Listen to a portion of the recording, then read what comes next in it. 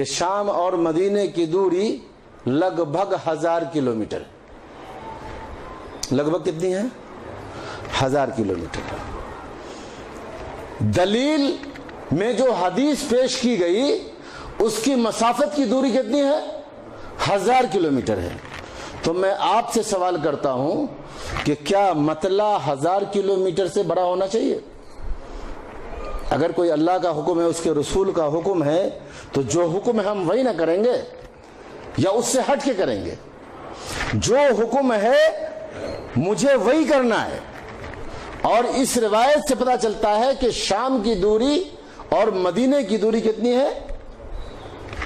1000 kilometre یا 1050 kilometre, اسی کے آس پاس. اب دیکھیں، دلیل ہے 1000 کلومیٹر کی. دلیل کیا ہے؟ 1000 کلومیٹر کی. اور کیا کہا جا رہا ہے؟